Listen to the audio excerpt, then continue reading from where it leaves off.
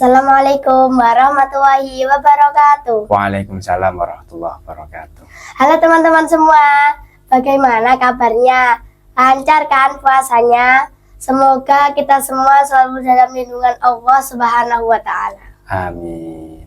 Baik, di sini bertemu lagi dengan saya, Mbak Hani, selaku host podcast Tarhib Ramadan yang akan menemani kalian kurang lebih 15 menit ke depan. Bersama Ustadz Sahrul, kita bersama-sama akan mempelajari tentang ciri muslim sejati.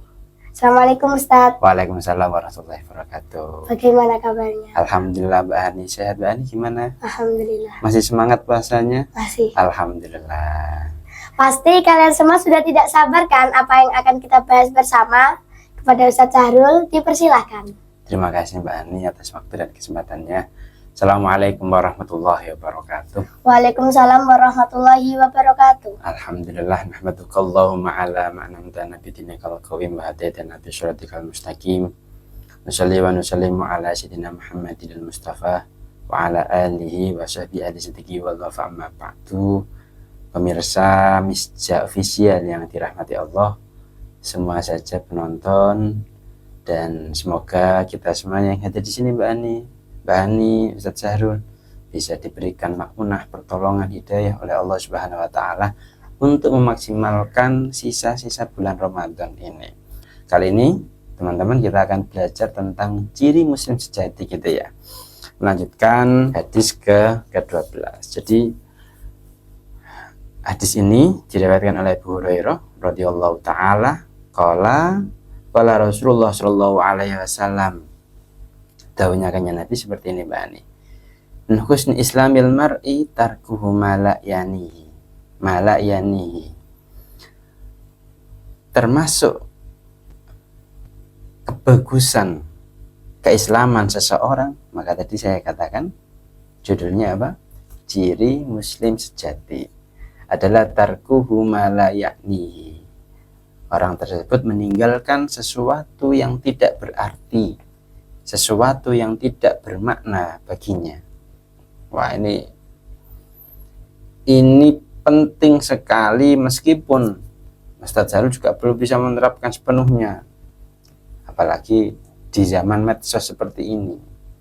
Bacaan buku, kitab itu tidak lebih penting daripada medsos, media sosial. Padahal bacaan buku, kitab, Al-Quran itu harus kita deres tiap hari, kita harus kita baca. Hadis hasan rawahu Tirmidzi wa ghairuhu hakadha. Jadi seorang Islam yang sejati, ini yang dikabarkan oleh baginda Nabi Muhammad SAW, tidak sampai melakukan sesuatu yang tidak berarti. Apapun itu, kalau berarti tidak apa-apa. Kalau tidak berarti ya sudah, selesai. Kita tidak akan mendapatkan hal yang berarti, tidak akan mendapatkan hal yang bermanfaat bagi diri kita. Ada salah satu alasan yang disebutkan oleh Sayyidina Abu Bakar ketika beliau ditanya oleh para sahabat yang lainnya. Beliau kan Amirul Mukminin, mengganti Rasulullah SAW sebagai pemimpin umat Islam setelah wafatnya baginda Nabi Muhammad SAW. Beliau ditanya, siang malam itu Sayyidina Abu Bakar kerja. Para sahabat pun heran. Sayyidina Abu Bakar, antum ini, jenengan ini siang dan malam kok kerja, kok tidak ada istirahatnya? Apa kata Sayyidina Abu Bakar? Dalam bahasa Indonesia seperti ini. Kalau aku melakukan sesuatu yang halal, aku tetap dihisab oleh Allah. Kalau aku melakukan sesuatu yang tidak halal atau yang dolim, maka aku akan disiksa oleh Allah. Kalau kita melakukan sesuatu yang baik, yang halal, makan yang halal, tetap dihisab. Hisabnya, oh ya, makannya dari mana? Tapi kalau kita melakukan kemaksiatan, melakukan keburukan, kita disiksa. Artinya apa? Siang dan malam bagi saya, menurut Abu Bakar As-Siddiq, siang dan malam itu sangat berarti. Sama halnya disampaikan oleh baginda Nabi Muhammad SAW ini. Apa sih ciri-ciri orang muslim yang sejati? Ya ini tadi. Melakukan sesuatu yang berarti dan meninggalkan sesuatu yang tidak berarti. Kalaupun kita bermain medsos, misalnya media sosial, Mbak Ani biasanya mainan apa kalau HP? Medsos, lihat apa? YouTube. Lihat YouTube, oke, lihat YouTube. Apa yang dilihat lah? Ketika kita melihat sesuatu yang tidak berfaedah dan tidak berarti, berarti kita belum termasuk ciri-ciri muslim yang sejati yang hanya menghabiskan waktu untuk apa? Untuk scroll, untuk lihat feed yang tidak ada artinya. Tapi kalau kita mendengarkan pengajian YouTube-nya siapa, ulama siapa, ya silahkan, itu berarti. Tapi kalau hanya sekedar hiburan,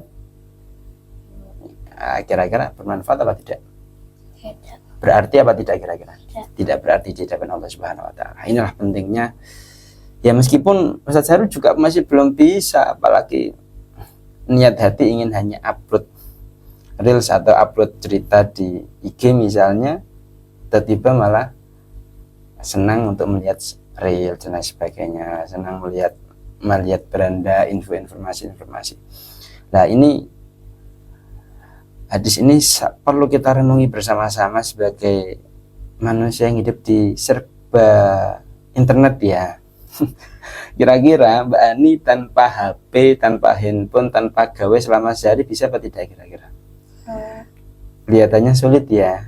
Kayak HP itu, handphone ataupun gawe internet itu seakan-akan menjadi hal yang tidak bisa terlepas dari manusia modern. Nah, ini juga kurang baik.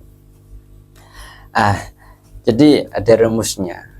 Imam Ghazali, salah satu ulama yang luar biasa dalam urusan tasawuf, beliau memberikan untuk menerapkan hadis ini, untuk melakukan hal-hal yang berarti, untuk melakukan hal-hal yang bermanfaat bagi diri kita dan meninggalkan hal yang tidak berarti. Itu Imam Ghazali pernah memberikan resep. Resepnya bagaimana? Ayya'lama anal mauta baina yadayhi, atau dalam bahasa kerennya isma syi'ta fa innaka mayyitun. Hiduplah sekehendakmu, tapi ingatlah kita ini akan menjadi mayit, akan menjadi jenazah, akan menjadi orang yang akan disolati. Artinya kehidupan kita diisi dengan kebaikankah, atau diisi dengan keburukankah, atau diisi dengan hal-hal yang berarti atau yang tidak berarti, silahkan. Tapi bagaimanapun kita kelak, Mbak Hani dan Ustadz Zarul, suatu saat pasti akan menjemput ajalnya.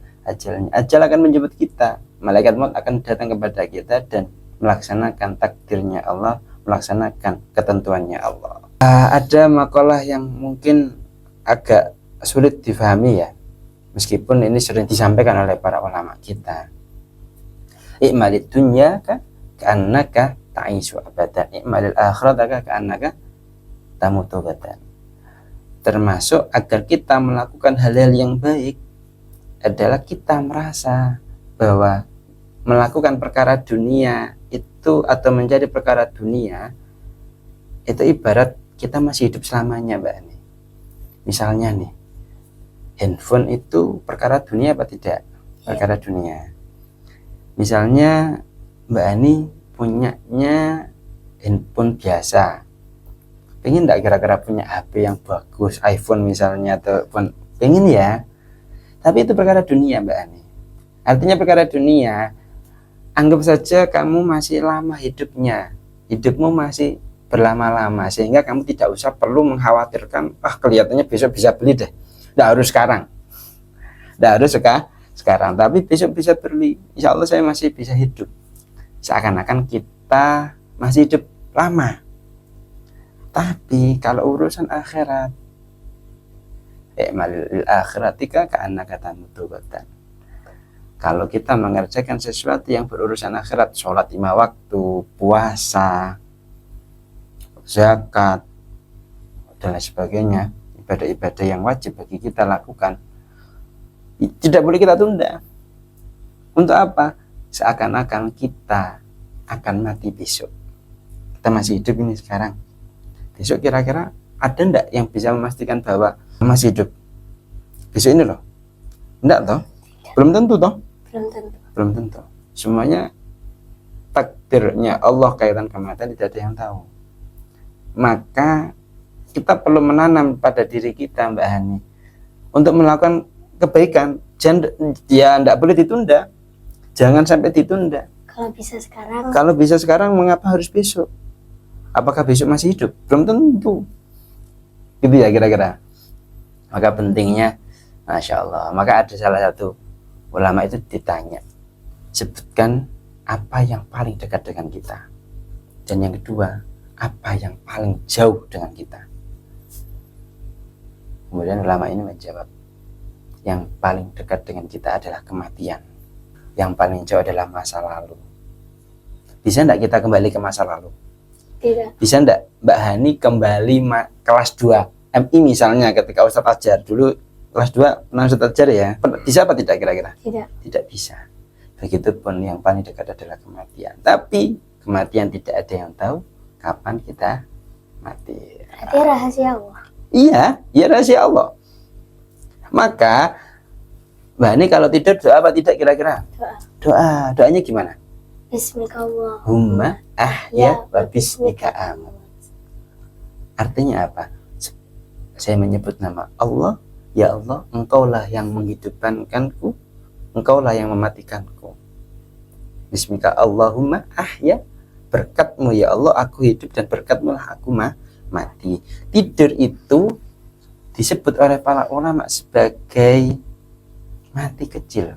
Bisa enggak kamu bisa memastikan gini, kalau orang tidur itu bisa sadar enggak ketika tidur? Tidak.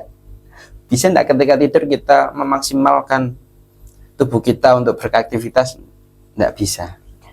Sama halnya ketika bangun tidur kita disunahkan untuk berdoa apa? Alhamdulillah billadzi ahyana ba'dama amatana wa ilaihi nusyur. Artinya apa? Teman-teman pesja official, ya Allah, alhamdulillah segala puji bagi Engkau yang menghidupkanku setelah Engkau matikan. Tidur itu ibarat orang mati, tapi mati kecil. Ada banyak apa tidak orang yang tidur kemudian tiba-tiba tidak ada, meninggal? Banyak. Maka kita pentingnya berdoa ketika bangun tidur. Bagian dari upaya mengharap rahmatnya Allah, mengharap perlindungan Allah Subhanahu wa Ta'ala. Artinya apa Mbak Ani? Ya, seorang muslim itu memaksimalkan waktunya dengan sebaik-baiknya. Tidak boleh melakukan hal-hal yang tidak baik di waktu-waktu yang senggang atau yang waktu yang tidak senggang. Ya, artinya kesibukannya harus tetap baik. Maka penting bagi kita untuk membuat kegiatan-kegiatan yang baik. Kita harus bersyukur kepada Allah kalau kita disibukkan dengan hal-hal yang baik. Gitu ya. Misalnya Mbak Hani mungkin tadi sekolah ya, capek-capek istirahat untuk bisa datang sebagai tuan rumah podcast itu butuh usaha apa tidak kira-kira? Iya. Butuh usaha. Pasti ada rasa malasnya kira-kira? Iya. Ya, jujur saja. Tapi bagaimanapun itulah manusia yang harus kita lawan. Iya apa tidak? Iya. Kalau kita tidak memaksimalkan waktu yang baik ini, kira-kira apa waktu yang akan kita gunakan apa? Ya paling kita lihat medsos, lihat YouTube. Nah ini penting. Maka ada salah satu pengingat yang ada dalam syarah kitab ini. Begitupun setiap ucapan Mbak Ani. Saya ini juga berat untuk menyampaikan hadis ini karena Ustadz belum bisa sepenuhnya mengamalkannya. Tapi kita niatnya adalah mengaji, niatnya adalah memaksimalkan kesempatan dengan sebaik mungkin. Maka yang perlu diingat ada 5 perkataan, ada 5 hisab yang nanti kita hadapi semuanya. Ustadz, pemirsa Misja Official, Mbak Hani juga akan menghadapi ketika setiap ucapan-ucapan ini tidak berarti di hadapan Allah, maka ada 5 pertanyaan. Yang pertama apa? Awwalu ayyuqala lahu la lima kilta kalimatan kada. Kalau kita mengucapkan ucapan yang tidak baik, yang tidak berfaedah, maka akan ada pertanyaan kepada kita, mengapa engkau ucapkan kalimat itu? Mengapa engkau ucapkan perkataan tersebut? Akanat mimma yaknika, apakah ucapan tersebut itu sesuatu yang berarti bagimu? Bermanfaat bagimu? 1. Yang kedua, hal nafa'atka idkultaha. Apakah ucapan tersebut memberikan kemanfaatan kepadamu ketika engkau ucapkan? Misalnya rasa-rasanya itu baik apa tidak? Tidak baik. Atau mencemooh temannya dengan ucapan yang tidak baik, memanggil temannya dengan ucapan yang tidak baik, baik apa tidak? Tidak. Ada manfaatnya apa tidak? Tidak. Malah itu mencederai hubungan pertemanan kita dengan teman, gitu ya Mbak Ani. Kemudian yang ketiga, hal darat kalau lam takulha. Apakah kalimat yang kau ucapkan itu membahayakanmu ketika tidak kamu ucapkan? Jadi apa? Yang pertama, apakah kalimat itu berarti bagi dirimu? Yang kedua, apakah kalimat itu bermanfaat bagi dirimu? Dan yang ketiga, apakah kalau kalimat tersebut tidak engkau ucapkan membahayakan pada dirimu? Yang ketiga. Yang keempat, halasa kata farobihat assalamah min aqobatika. Bukankah diam dari mengucapkan sesuatu yang tidak baik itu lebih bermanfaat dan membawa keselamatan bagi dirimu? Nah, ini yang keempat. Yang kelima, hala ja'alat makanah subhanahu walhamdulillah la ilaha illallah wallahu akbar faghanim tatawabah. Ingatlah bahwa yang membuat kita mendapatkan pahala, mendapatkan kemuliaan di sisi Allah adalah ucapan-ucapan yang baik. Subhanallah, alhamdulillah, la ilaha illallah, Allahu akbar. Ucapan-ucapan thayyibat yang baik. Maka kalau Mbak Hani mau mengeluh, enggak apa-apa mengeluh, namanya manusia kok. Pernah enggak kamu mengeluh? Pernah. Ya, bilang aja ya Allah, alhamdulillah. Apa misalnya capek habis sekolah, istirahat sebentar, habis itu podcast lagi. Alhamdulillah diberi oleh Allah waktu dengan memaksimalkan dengan kegiatan-kegiatan yang baik. Gitu ya kira-kira. Apalagi misalnya capek terawih misalnya. Capek terawih. Mbak Ani kalau terawih lengkap apa tidak? Lengkap. Capek apa tidak? Capek. Loh enggak masalah. Kalau capek enggak masalah. Ya artinya kita manusiawi, kita itu manusia Mbak. Ingat, kita manusia yang terbatas. Kita bukan malaikat yang tidak punya batas. Dalam tubuh kita ada sifat hawani, ada sifat hewani. Misalnya entah itu rakus, entah itu pengen nampak dirinya dan lain sebagainya. Ya wajar, mengeluh itu wajar, tapi kita harus mengeluhnya kepada Allah. Syukur kalau bisa, yang paling baik ya enggak mengeluh. Nah, kita pasrah kepada rahasia-rahasia ketentuan Allah.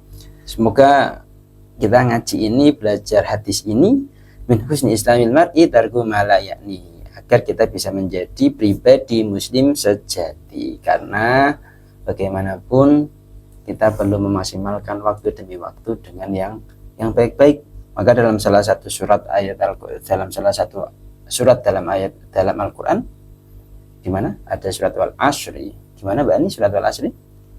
Wal asri. Innal insana lafi khusrin illa alladziina amanu wa 'amilus shalihati wa tawassaw bil haqqi wa tawassaw bis sabr. Bahwa banyak manusia, wal asri itu demi masa. Terusannya wal asri tadi apa? Demi masa. Terus innal insana lafi khusr. Semua manusia itu dalam kerugian.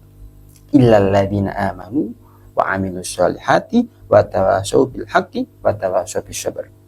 Kecuali 4 manusia yang selamat dalam kerugian. Siapa? Orang-orang yang beriman, orang-orang yang mengamalkan kebaikan, amal soleh, sholat 5 waktu, zakat, menunaikan zakat, puasa, menjalankan puasanya, kemudian watawasabil hak, saling berwasiat atas kebaikan. Ustadz kalau salah, Mbak Ani juga boleh memberikan pengingat bagi Ustadz. Begitupun kalau Mbak Ani salah, Ustadz akan menyampaikan pesan yang baik. Yang terakhir adalah watawasabil sabr, saling menasihati untuk sabar dalam kehidupan, sabar dalam ibadah, dan sabar dalam meninggalkan kemaksiatan. Itu Mbak Ani ya. Itu sebagai penutup teman-teman Misja Official. Semoga ada guna dan manfaatnya. Semoga kita ditolong oleh Allah agar menjadi pribadi muslim sejati, memaksimalkan waktu dengan kebaikan, dengan hal-hal yang berarti. Hadani Allah wa iyyakum. Kurang lebihnya mohon maaf, semoga ada manfaatnya. Assalamualaikum warahmatullahi wabarakatuh. Waalaikumsalam warahmatullahi wabarakatuh. Wah, sungguh besar ya ilmu yang kita dapatkan hari ini bersama Ustadz Sahrul. Semoga kita bisa mengambil hikmah-hikmah yang sudah kita pelajari bersama. Saya selaku host podcast Tarhib Ramadan izin undur diri. Wassalamualaikum warahmatullahi wabarakatuh. Waalaikumsalam.